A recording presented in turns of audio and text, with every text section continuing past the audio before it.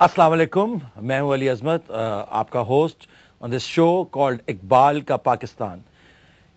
ये शो एक ऐसा शो है जो कि it's about self discovery of self through the teachings of Iqbal and how he perceived Muslim world to be at that point while he was alive.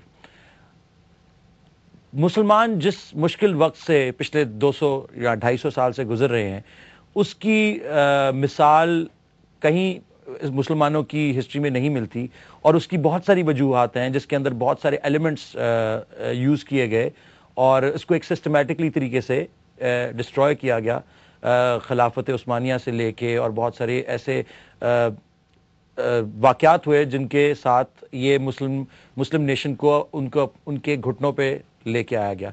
आज हमारे साथ जो साहिब बैठे हैं, जो कि इकबाल के ऊपर एक अथॉरिटी हैं और डिफेंस और सिक्योरिटी एनालिसिस भी करते हैं, उनकी जो नॉलेज इस सब्जेक्ट के बारे में है, with him we gonna go on a path of self discovery, ताकि हम उस सेल्फ डिस्कवरी के पाथ के थ्रू सबसे पहले अपने आप को पहचानें और फिर अपने खुदा को, जिसके बारे में हम हर रोज़ बहुत सारे क्लेम्स करते हैं, और अपने इस मुल्क को पहचानें जिसके लिए हम हर रोज़ बहुत सारे आंसुओं के साथ रोते हैं और मुख्तलिफ अंदाज़ों में बहुत सारी आवाज़ें आपको सुनाई देती हैं टेलीविज़न के ऊपर, और इन सारी आवाज़ों को सुनने के बाद आपको ऐसा लगता है कि शायद इस मुल्क के अंदर अब कोई उम्मीद की किरण नहीं रही।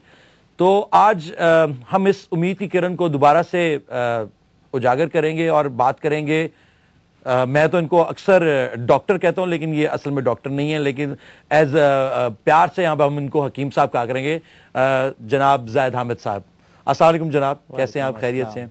ये शो एक बड़ा इंपॉर्टेंट शो है, क्योंकि आग टेलीविज़न जो कि एक नौजवानों का चैनल है, इस पे पहले भी मैं एक शो कर चुका हूँ जिसका नाम था पप्पू यार। आपने शायद ना देखा हो, लेकिन उस शो का मकसद यही था कि हम जो प्रॉब्लम्स हमारे मुल्क में यूथ बेस्ड प्रॉब्लम्स है, यूथ बेस्ड मींस के जो प्रॉब्लम्स हम फेस कर रहे हैं एज अ नेशन, यूथ उसके बारे में क्या सोचती है और वो उसका हल कैसे निकाल लेंगे। उस पूरी एक्सरसाइज में मुझे एक बात समझ ये आई कि this resistance is futile, because हमारा ना सर है ना पैर है, और हम इन प्रॉब्लम्स को आइडेंटिफाई तो शायद कर लें, लेकिन हमने इनका कभी भी कोई प्रैक्टिकल हल नहीं निकाल सके, और हम वो जिसको कहते हैं ना कि वो गोइंग राउंड इन सर्कल वाली चीज चल गई। तो अब with through you and through our audiences and questions and doubts we gonna try to figure out कि what is this self discovery that we been talking about for so long. और आप इस शो पे call भी कर सकते हैं, screen पे आप नंबर देख रहे हैं 051-280-1400। You can also send us SMS, type IKP space message and send it to 224, or email us at ikp@arc.tv। तो ज़ैद आमिद साहब, आज हम सबसे पहला सवाल आपसे मैं ये कहूँगा कि who was इकबाल?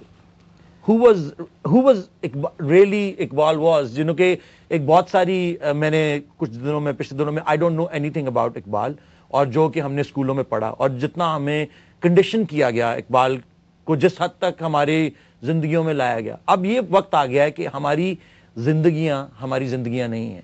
हम एक साम्राज्य ताकत, इंपीरियलिस्ट, नियोकॉन, जो भी आप उसको कह लें, उनके हर एजेंडे के हर शिकंजे में इस वक्त फंसे हुए हैं, चाहे वो पीने का पानी हो, चाहे वो खाना हो, या दवाइयां हो, या जंग का साजो सामान हो, या किसी बैंक का कर्जा हो। और आपके पहले शोज जो कि आप मुख्तलिफ चैनल्स पे कर चुके हैं, आपने इसके बारे में बहुत इलेबरेट डिस्कशंस की हैं, और आज हम इस पूरे फिनोमेना को, today's world, we gonna try to figure it out through Iqbal, because he saw it first, as we gonna discover it through the eyes of through the words of Zayed Hamid, and कि ये असल में phenomena है क्या। That's up. Ali, you're right. माशाल्लाह, इंशाल्लाह ये जो आइंदा आने वाले हमारे प्रोग्राम हैं, they are going to be a fascinating journey of self discovery. आप किसी भी प्रॉब्लम को जब रिजॉल्व करना चाहते हो, उससे पहले उसकी डायग्नोसिस, उसका थ्रेट एनालिसिस जरूरी है। मालूम तो हो ना कि प्रॉब्लम क्या है, और हमारी सबसे बड़ी प्रॉब्लम मालूम है क्या है? We don't know who we are. That is the biggest problem. ہم اپنے آپ کو نہیں جانتے. ہم انگریز ہیں, ہم مسلمان ہیں, ہم یہ نہیں پنجابی جانتے کہ ہیں. ہماری شناخت کیا ہے, ہماری آئیڈیالوجی کیا ہے. ہمارے اسلاف, ہمارے بزرگوں نے جو تہذیبیں, سویلائزیشنز بنائی تھیں, جنہوں نے دنیا کو روشنی کے مینار بنا کر دیے تھے, وہ کس آئیڈیالوجی پر بلڈ کرتی تھیں. کیا وہ نظام, وہ سسٹم, وہ فیسنیٹنگ سویلائزیشنز جو انسانیت نے اس سے پہلے کبھی نہیں دیکھی تھیں, آئندہ بنائی جا سکتی ہے؟ پچھلے کئی سو سال سے کیوں ہمارا زوال آ گیا؟ Why have we lost that fascinating position that we had in the world? There was time کہ جب سویلائزیشن, تہذیب کے مرکز اندلوسیا میں تھے. دنیا کی سائنس اینڈ ٹیکنالوجی کی زبان عربک ہوا کرتی تھی. آج بھی قرطبہ, غرناطہ اور اندلوسیا میں جا کے آپ تہذیب کے آثار دیکھ سکتے ہیں جو 800 سال تک دنیا نے قائم کی. آج بھی آپ آٹومن امپائر کو, اس کی جو استنبول جا کے اور برسا جا کے آپ وہ جو فیسنیٹنگ بلڈنگز اور عمارتیں دیکھتے ہیں, گلیمر دیکھتے ہیں, جو پورے یورپ میں لے کے نارتھ افریقہ تک ان کی حکومت قائم ہوا کرتی تھی. پھر بغداد, جہاں پہ 1000 سال پہلے مامون الرشید نے دارالحکمت بنایا تھا, جہاں پہ پوری دنیا کی inventions and Discovery and mathematics and algebra and science and technology کو بلڈ کیا جا رہا تھا. Somehow that, جو آپ یہ بات کریں بڑی اچھی, somehow this has been systematically wiped out. اور اقبال نے اس کے اوپر بڑا دکھ سے ایک دفعہ مرثیہ بھی کہا تھا کہ حکومت تو آنی جانی چیز ہے, مگر کتابیں اپنے آبا کی جب دیکھیں ان کو یورپ میں, تو ہوتا ہے دل سی پارا. جب ہماری کتابیں جو ہمارے آبا و اجداد نے لکھی تھیں, پوری آج کل کی تمام ماڈرن سائنسز, چاہے وہ سوشیولوجی ہو جس کو ابن خلدون نے بلڈ کیا, مقدمہ ابن خلدون تو آج بھی اتھارٹیٹیو ڈاکومنٹ ہے سوشیولوجی کے اوپر, سوشل سائنسز کے اوپر, cartography, geography, physics, chemistry, algebra, mathematics, Arabic numerals 1 2 3 4 کو تو آج بھی عربک نیومرلز کہا جاتا ہے. وہ تہذیب کہاں چلی گئی؟ 1757 کی جنگ پلاسی کے بعد, جب نواب سراج الدولہ کو شکست ہوتی ہے, اس کے بعد 250 سال, یو ویری رائٹلی سیڈ, کہ 2007 میں بیٹل آف پلاسی کو 250 سال ہو گئے. اور یہ 250 سال مسلمانوں کے عروج و زوال کے, شروع میں زوال ہی زوال رہا, پھر پاکستان کا بننا ایک سمبل تھا جس میں سے پاکستان کا, مسلمانوں کا عروج نکلنا شروع ہوتا ہے.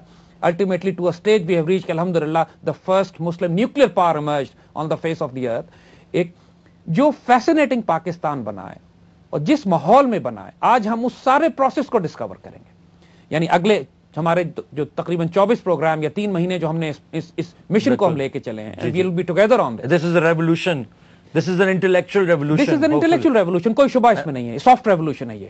کیونکہ آپ جب سیلف ڈسکوری کرتے ہیں, وہ تو اللہ تعالیٰ کے بارے میں کہا ہے, وَمَنْ عَرَفَ نَفْسَهُ فَقَدْ عَرَفَ رَبَّهُ, جو اپنے آپ کو پہچانتے ہو تو اپنے رب کو پہچانتے ہو.